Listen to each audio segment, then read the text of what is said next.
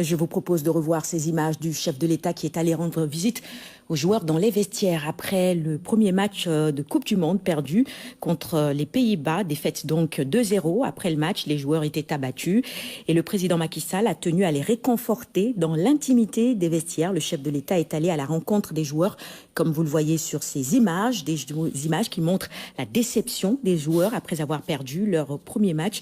Le président Macky Sall a salué et parlé aux joueurs à tour de rôle et pour chacun d'eux, il a eu des mots de réconfort pour les réarmer moralement en vue du prochain match contre le Qatar. Un échange direct avec les joueurs et le sélectionneur national et le staff également. Le mot d'ordre, c'est relever la tête pour se préparer à remporter les prochains matchs puisque c'est dans les défaites que se construisent les grandes victoires. Prochaine sortie des Lions dans 4 jours, le 25 novembre prochain. Ce sera face au pays organisateur, le Qatar.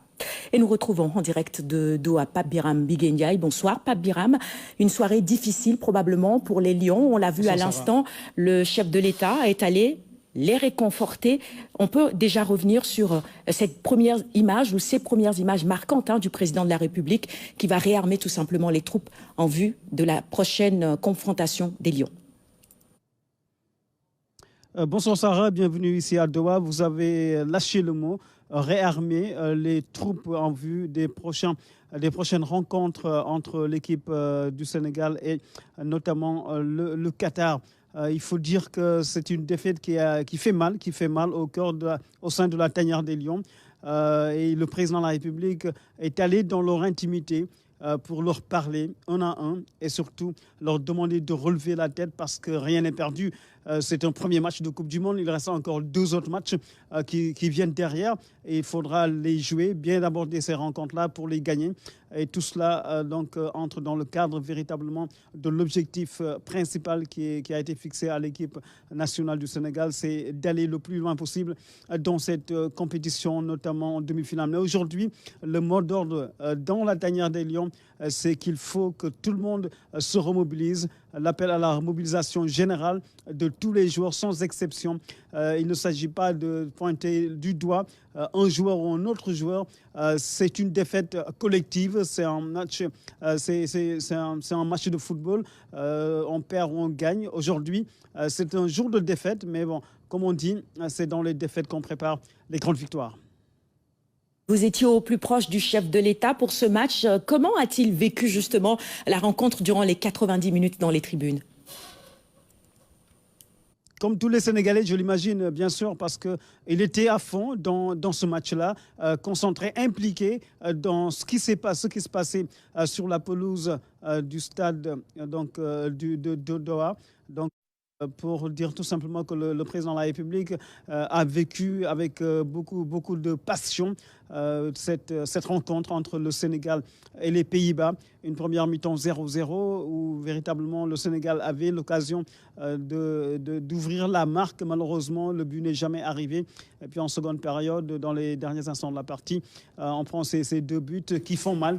On a senti bien sûr la déception du président de la République après le coup de sifflet final, un sentiment tout à fait normal au vu, bien sûr, de la prestation globale de l'équipe sénégalaise. Mais ce qui reste constant, c'est que dans cette équipe-là, il manque un homme. Un seul être vous manque et tout est dépeuplé. Donc, cela veut dire tout simplement que l'absence de Sadio Mané s'est fait ressentir dans ce match-là dès les premières minutes. Un leadership qui manque dans cette équipe. Et je pense que Aliou Cissé et son staff technique vont tirer les enseignements, analyser froidement ce match pour naturellement aller jouer et gagner ce match face au pays organisateur, le Qatar. Oui, nous reviendrons évidemment sur l'analyse de cette rencontre avec Ibrahima Mboup au cours de cette édition également, et puis nos consultants également qui étaient en plateau, quelques extraits de comment ils ont vécu cette rencontre. Pour finir, Pape Biram, l'agenda du chef de l'État aujourd'hui, c'était également cette rencontre sur les ODD.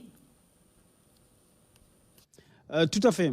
C'était une rencontre en marge de la Coupe du Monde parce que les autorités qatariennes ont invité le président Macky Sall, notamment l'émir du Qatar, a invité le chef d'État, le président Macky Sall, à venir au Qatar, déjà pour la Coupe du Monde et puis pour également, en marge de cette Coupe du Monde, partager l'expérience du Sénégal dans le domaine de l'éducation pour tous, surtout pour les jeunes filles, dans le concept d'ODD, Objectif de développement durable. Il y a également d'autres aspects tels que l'accès universel à l'eau et l'accès universel également à l'électricité.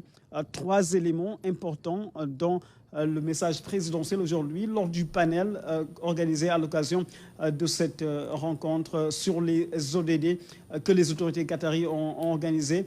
Ils ont également invité le président Paul Kagame du Rwanda qui a également fait une communication lors de ce panel. Un panel qui a également eu les allures d'une révolution numérique dans le domaine de l'éducation. La technologie au service de l'enseignement, c'est également ce qui apparaît en filigrane dans ce panel de haut niveau où les deux chefs d'État ont évoqué d'importantes mesures dans leurs différents pays respectifs. Merci beaucoup, Pape Biram Bigendia, et bonne soirée à Doha.